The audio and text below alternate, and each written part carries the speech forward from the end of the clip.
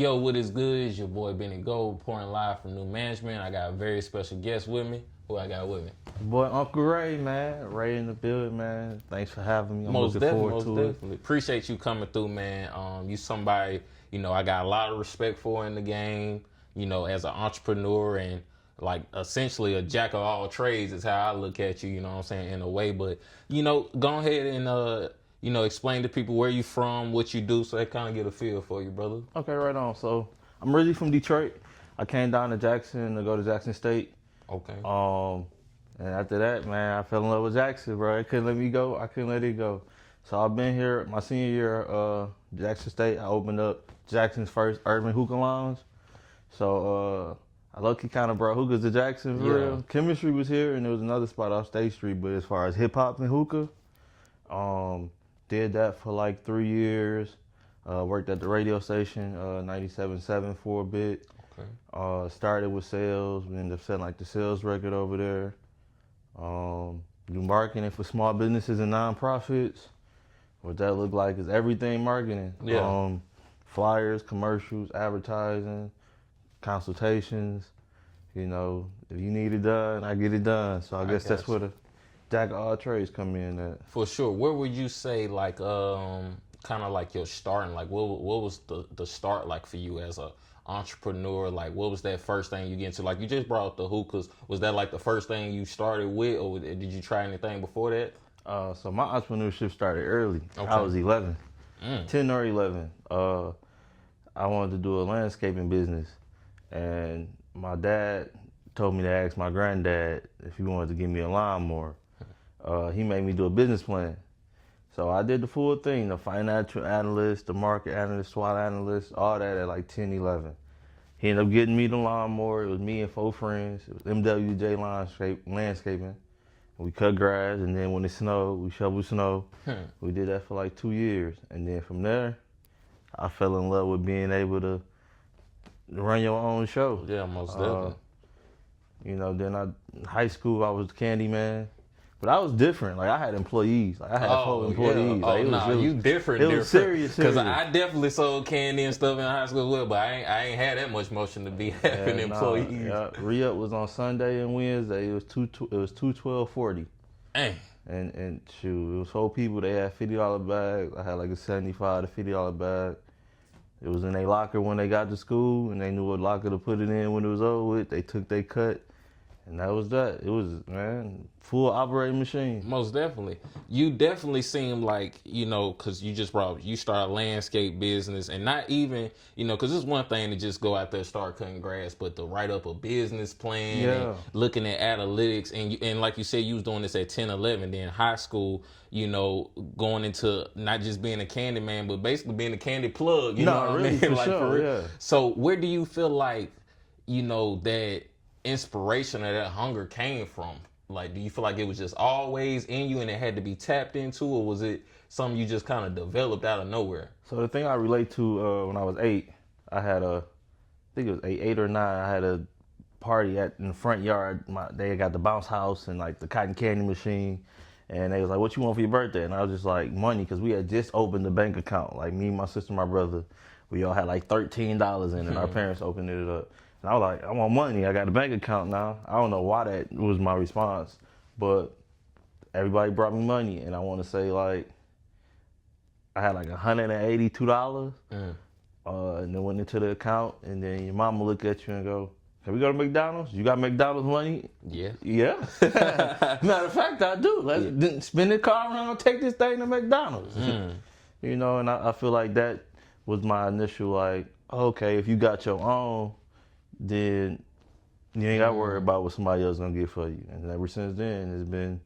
So you learned that lesson at a very early age, and then from there it just kind of transformed and blossomed into full out entrepreneurship.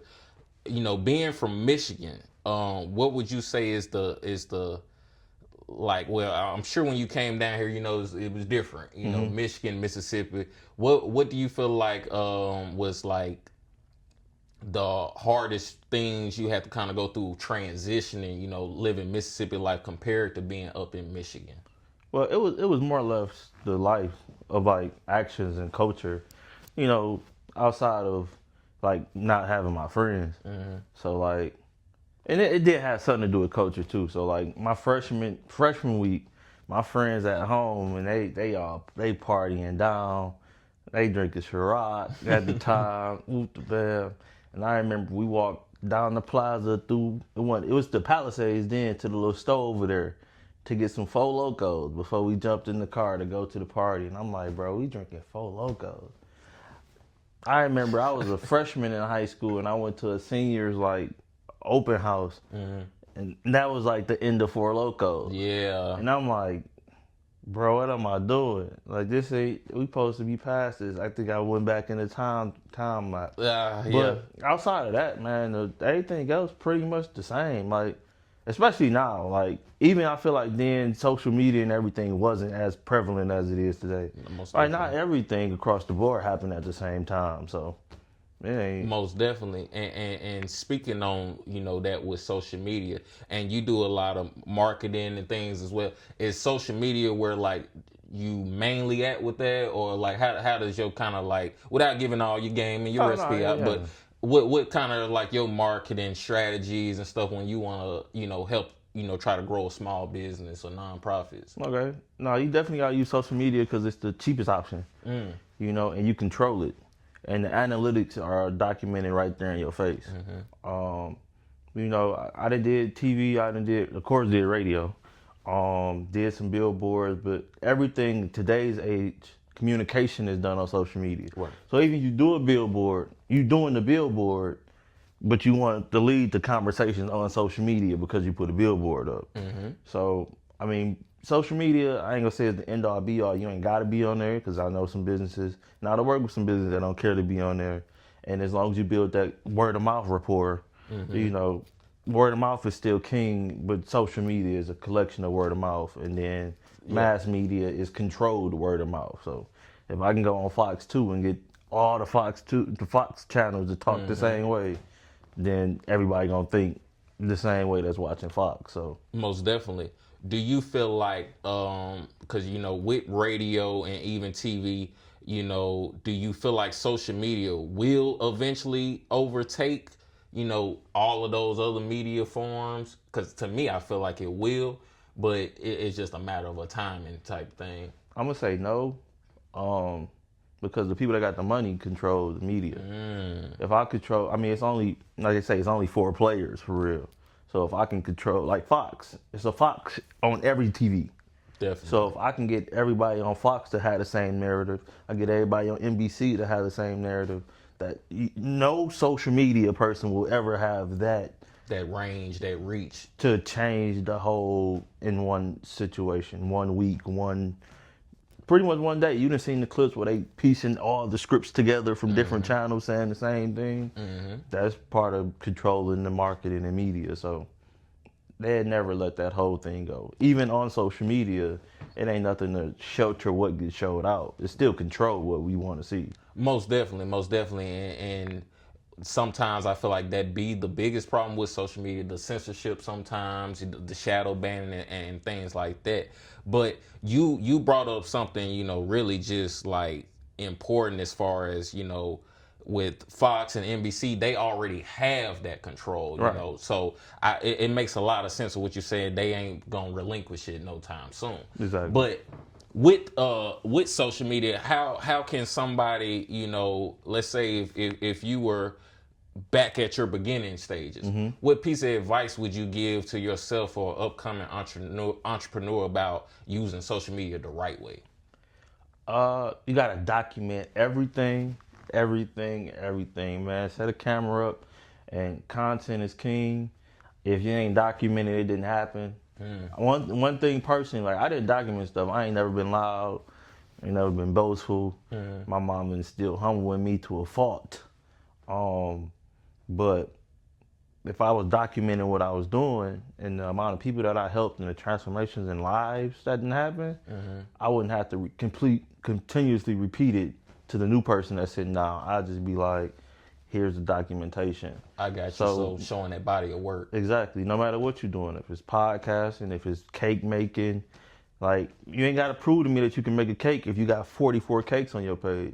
You know, you cold at doing tattoos. If you got 1,000 tattoos on here and they all hard, Yeah. I ain't worried about you messing up my tattoo.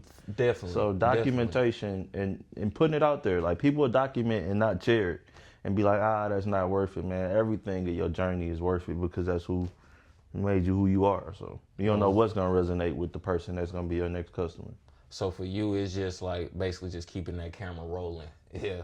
Okay. And putting it out. Because everybody iPhone full of storage. When you see them pictures and the videos, all that work that's in there. What do you think it takes for somebody to, I don't know, build up the courage to finally put it out? Stop caring. It's a like, a comment, a share. Who cares? You know what I'm saying? You did it. Yeah. You know, if it don't go viral, like, people got to understand that one person is still a person. Facts. Right now, it's 2 people in this room talking. Facts. 1,000, 100 gonna see this conversation. That matters. You don't know who in that 100.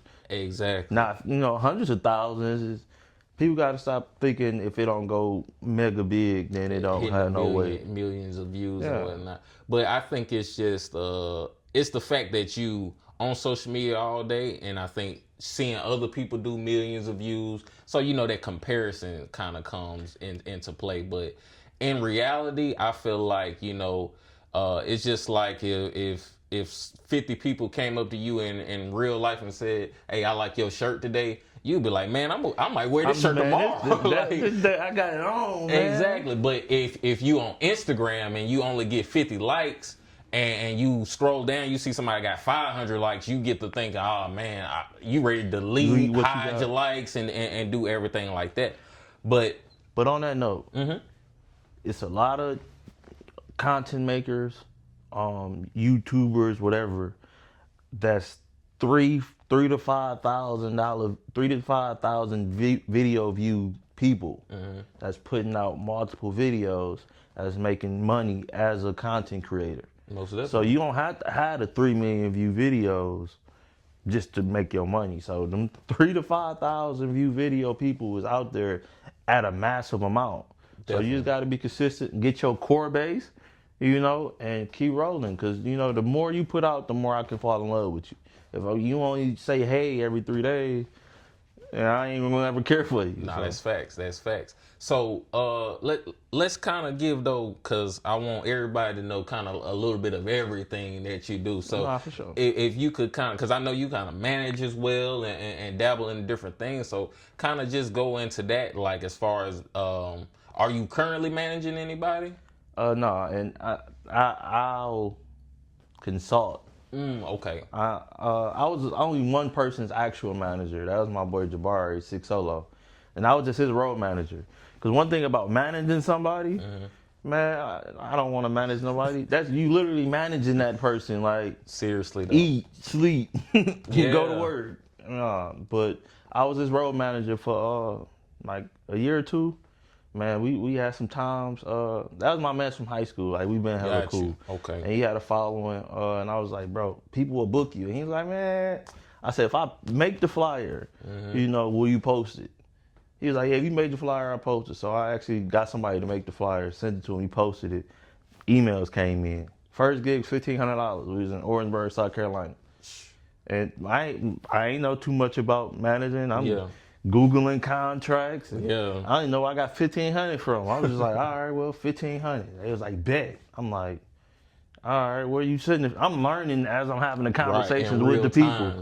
Like, oh, okay, we need to shit. Here go the stuff for the wire. Boop, bam, wire sent. Boom. I got in my car. I drove from here, picked him up in Atlanta. And we drove to Orangeburg, got the hotel room, freshened up, went and did the gig. Came back to the hotel, drove back to Georgia the next day. But that was the first one. And from there, we did about 20 spots. We touched all of Alabama. That's what's up. We did some stuff down in Texas, down at Waco, Baylor. It was a good time. We was rolling to COVID. To COVID, yeah. COVID, I feel like it was a momentum killer, you know, for a lot of things. And a lot of people, you know, myself included. But I feel like... now I feel like people have kind of been in a time lapse since COVID to where it's like, it feel like we just blinked and 5 years has literally passed. Really? So, and everybody is feeling that exact same way. So it's kind of like everybody who was stopped 5 years ago has kind of just literally picked up where they left off at. And I think it's a great thing. It's a good thing for people to be active and doing what they're doing. And you brought up, being more so a consultant instead of managing.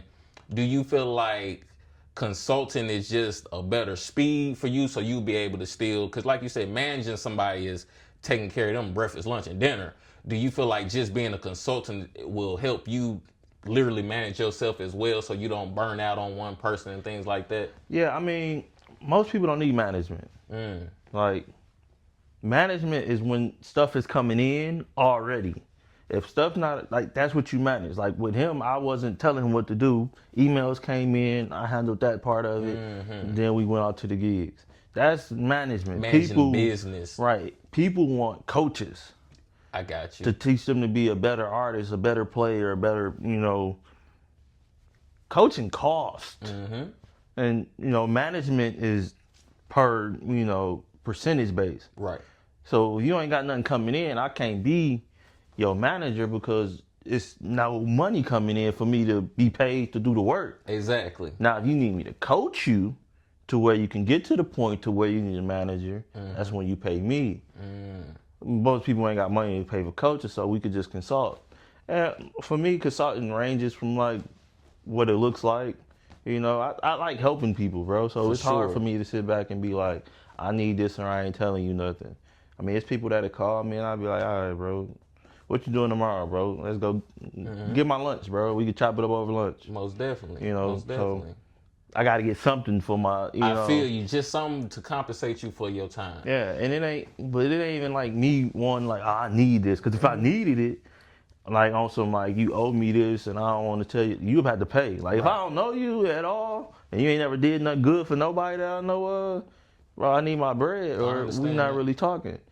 But the people you be wanting to get them game, and I send people messages, be like, hey bro, check this out, this is something you need to do, all the time. So, but as far as managing, you gotta have money coming in and be worth it to manage. Right. And 90% of the people you that's really doing just painted that solid line of a difference, because most people, they saying they want a manager, but they really want a coach, and that's what they need. And like you said, it's a difference in the workload for sure, and it makes more sense to have a manager when I am getting booked or I'm knowing I need to keep up with my features, I need to keep up with my shows. So that's when it makes sense to have a manager. So I definitely, I'm glad you just kind of painted that line, because it's something that's known but not really said. So you really just brought that all together.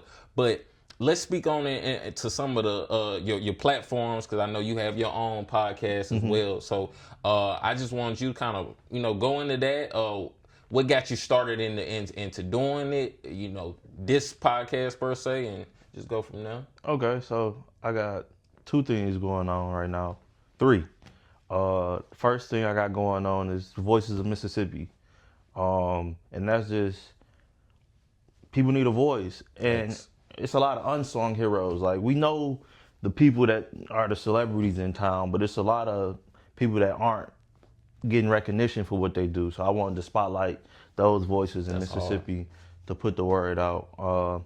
The second thing would be rap and R&B with Ray. And how did that come across? It was an artist. He was like, Ray, I want to do an interview.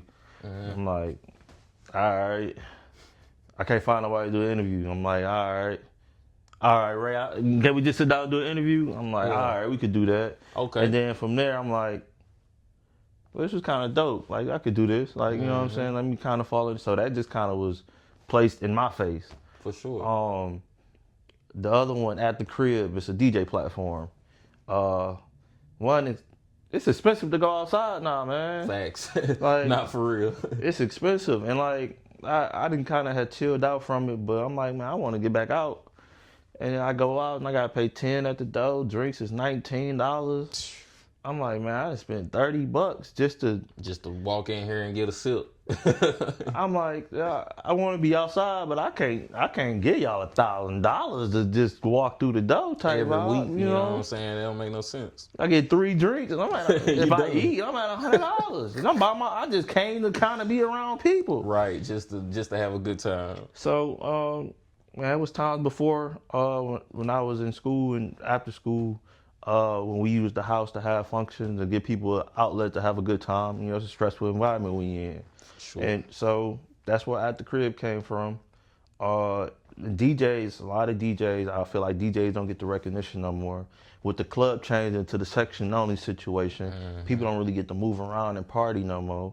So you really can't tell who can DJ for real. It's DJs that can't get in the pockets that they know how to get into because they stuck into the box of we in the spot. They want to hear these 6 songs. I'm gonna run these songs and get on down. Yeah. So this is like a platform for them to come and spend their practice sets when they really in there in deep crates and playing songs that we ain't heard in a good minute. Facts. So that's At the Crib, and them the 3 I got out right now, and that's just, my siblings even was like, man, I don't know what Ray do. I'm just tell them marketing, which is true, but so this is also me kind of showcasing some of the things that I do, so the people can see how active I be. So most definitely. Like I said, I definitely love what you're doing. And especially with that At the Crib, because I feel like it's something that's fresh. You know what I mean? It's something that the music in general, anything that's fresh, sounds fresh, something new, like a breath of fresh air. It's always a good thing. So I definitely want you to keep doing what you're doing, continue with that. As far as like you brought up being in radio earlier. Do you feel like, and what exactly did you do like it? So I started in sales, and then I met Mr. Mr. kind of was like, man, you gotta pull up around the station a little more often, So I started hanging around the night show. And you around Mr. too long, you're not gonna be able to not elevate to something else. For sure. So he was like, get on the mic. So got on the mic a couple times. He was like, all right, you need to be here at 7, on the show. So it was me, Mr. and Steve Marino, rest in peace, Steve. And from there, I was I guess I'm a co-host on the night show. That's what's up. So being an on-air personality, nothing I ever really thought about. But watching him and being a part of it and watching the different people come in and watch how stuff work, I was able to develop the skills to be able to sit down and I feel like have a conductive interview, and there's still room to grow. But so that was the radio. You can ask your question now. Is it dying? I was just gonna ask, like, as far as like, I was just curious to know if some of them radio experiences and what you're doing now, how much did that play a part, or if you were more just so observing back then, or how much you was able to, actually get on air and kind of get that practice in, what I'm saying, yourself. Oh yeah, no, I was on air for sure. And I had people hit me up and be like, I heard you on air.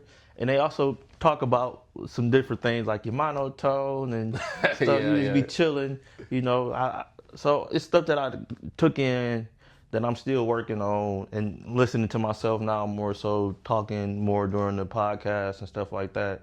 There's different things you can edit and kind of enhance. So one thing that I did learn young is respect the craft. So anything that I'm doing, I'm working towards increasing. I ain't gonna say working towards perfection. Yeah. But I'm working towards excellence. I want to get better. For sure. I want to understand how to conduct a better interview. I know I got to research more. I need to be digging deeper into these people's stories. So it's just different lessons that I'm learning that I'm looking to. Most definitely. Man, well, before we close out, I see your piece. You got the R3M. I definitely want you to, talk about your brand and what made you develop it. Okay, so R3M is really my initials. REM, the 3rd. I flipped the E in the 3. Gotcha. So that's where you get R3M from. The chain, I actually took this from my brother.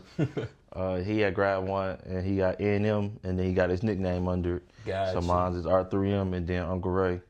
And Uncle Ray was something I had got in high school. 2 people, Steph and Eric, they used to call everybody nephew. So nephew. One day I was in the classroom. Somebody that called my sister mom called me nephew. I was like, well, if we want to be technical, Yeah. you call my sister mama, so I'll be Unc. Facts. And they went Uncle Ray. And it just stuck from there. Then I came all the way down to Jackson.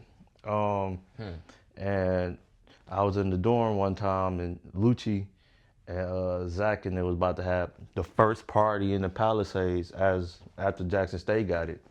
So Lucci low-key broke that whole Palisade house party thing. Yeah.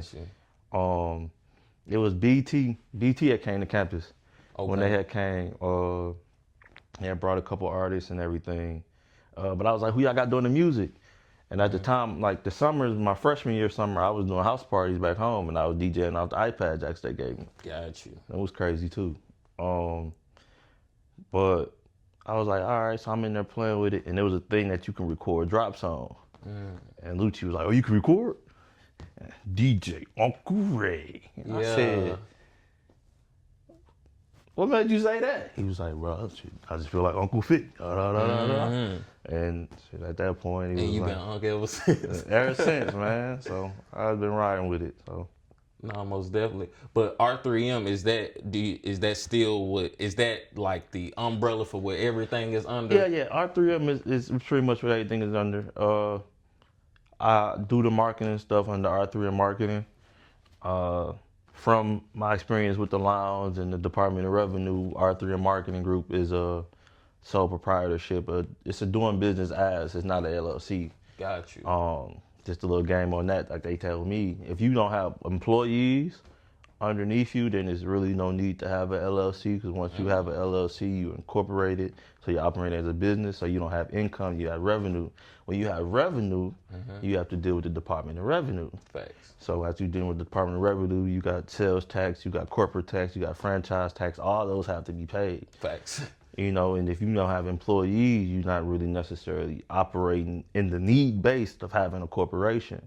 So you can just do a doing business as, and then the money that comes in is income, which most people, like, it doesn't hit most people, because when they file, they file under a sole proprietor, which goes under income anyway. Right.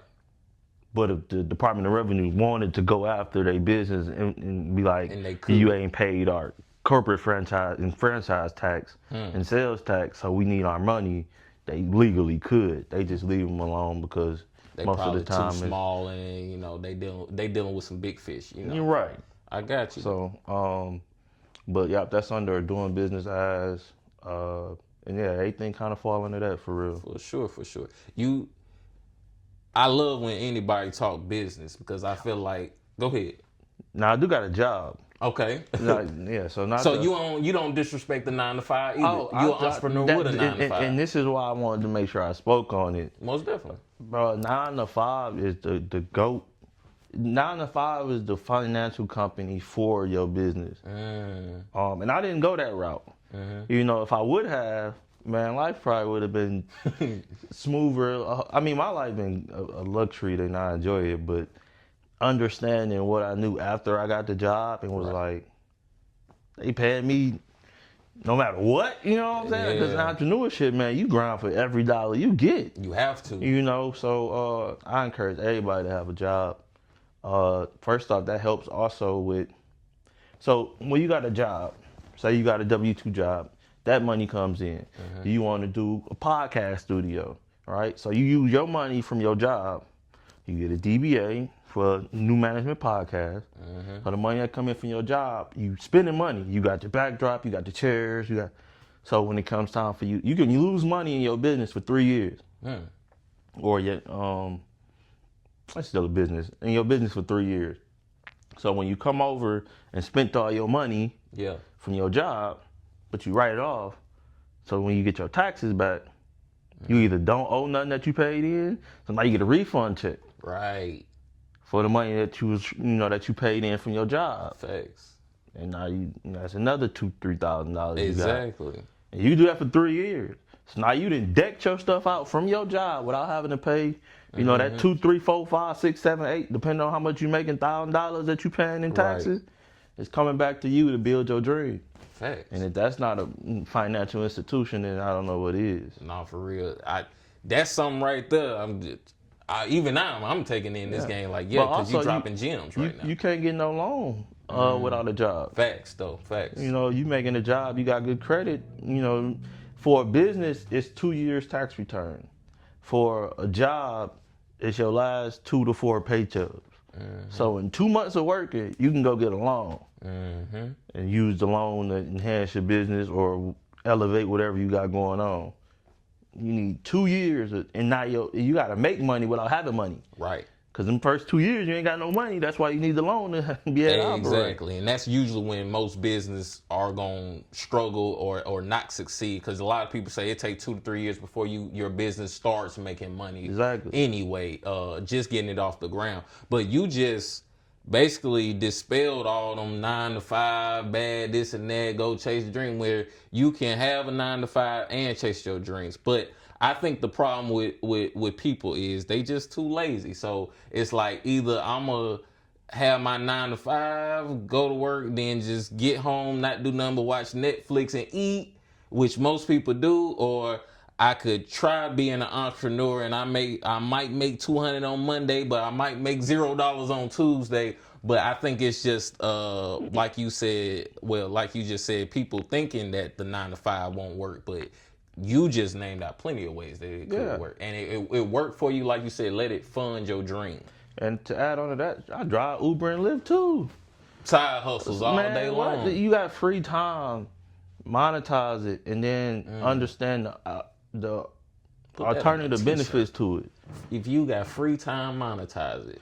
I mean, and then the thing about, so with Uber, I done got free hotel stays. I ended up driving a dude that opens up the AC Marriott. Oh man! So I had 4 nights with AC Marriott that I was able to use.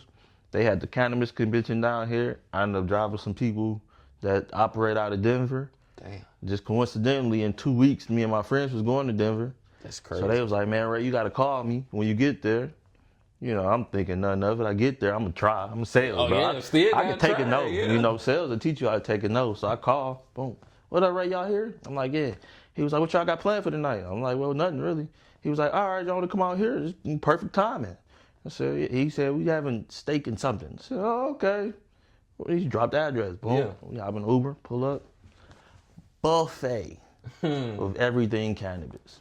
Edibles, buds, candy, steak, whiskey. It's 4 of us. And we in there, they just having a field day. Yeah. I'm just eating and drinking. But going crazy. Off of driving Uber. But it's crazy because you never know where the small stuff can land you. You know what I mean? Just doing the dirty work, paying attention to the details. You never know what could just fall in your lap. And then to say less, man, Uber made my prices for my services go up. I said I could just go dry today. Yeah, and I'm gonna make $250, $275. So if you want me to get off my butt for you, and I got to deal with you more than just today, I ain't got to wiggle my prices no more. Bringing that up, how does one determine their value? So what you can say no to. At the end of the day, that's one way to put it. What you could say no to, just your value. Yeah. You know, my value can be a price that's not valued to my product as well. You know what I'm saying?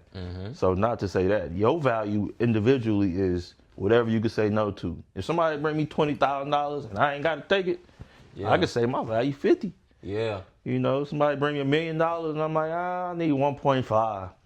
And if they walk away, I'm going to be fine.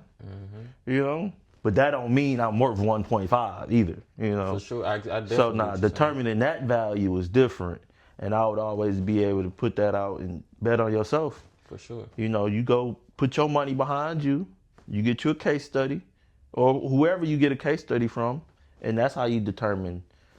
This person gave me $2,000 a month. Now they got a $300 crib in Pennsylvania. They got another $300 crib in Iowa, and they say they got Aston Martin Thursdays. So this is why you should give me $2,000 a month, because I don't see no Aston Martin in your driveway. Facts. And your crib ain't worth $3. Facts. They Airbnb crib worth more. You know what I'm saying? Exactly. So, you know, this lady gave me $1,000 a month, and her family take week-long vacations for their birthdays. Do you take week-long vacations for you and your kids' birthdays? That's why you should give me $1,000 a month. Now, you ain't got to, and you can keep taking your weekend trip to Dallas. Yeah. You know, enjoy life. For sure. But that's why just $1,000 a month because this is where it can get you, and that's just evidence of why this can get you there. For sure. How important is it to have like a skill set? You gotta have a skill set to be able to be worth anything in whatever you do. If you doing podcasts and you can't ask the right questions, then it ain't worth sitting down with you. So, having a skill set and practicing and being okay with learning your flaws, I would say is the most invaluable thing to working on your skill set. And don't be complacent. Stephen A. Smith and Shannon Sharp still need to, hone their skills because somebody coming behind them. Most definitely. Folks ain't know Shannon was coming. Facts. It came out of nowhere. So, facts. You gotta be able to look in the mirror and understand your skill set. Everybody can't shoot threes like Steph, but I might be able to jump out the gym like Ja. Facts. So we go to the gym. I'm not gonna be pulling up from 30 feet. I'm coming through the lane. Yeah. When they see that, everybody gonna want to pick me up. Real talk. But if I'm sitting here bricking threes, they gonna think I'm sorry. So understand your skill set and how to utilize it. Put it in front of people. Real talk. Well, definitely, man. I feel like we didn't hit everything on the head. But closing out, what's something that you would say is like your biggest goal for 2025? Being consistent on content. I want to play the content game. And just stand in front of people, back to giving people platforms to grow. I feel like that's something that I was big in, intentionally or unintentionally. Yeah.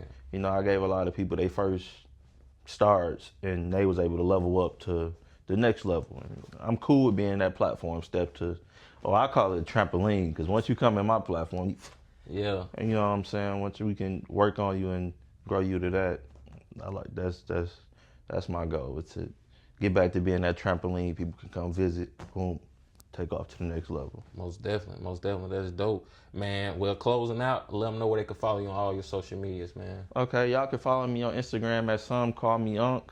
That's SOMECALLMEUNC. Facebook is Ray Mccants. Y'all can follow with Ray R3M. That's gonna be where I end up posting all the different platform videos at once. Voices of Mississippi, or it's Voices of MS on Instagram. Gotcha. R3M Marketing Group.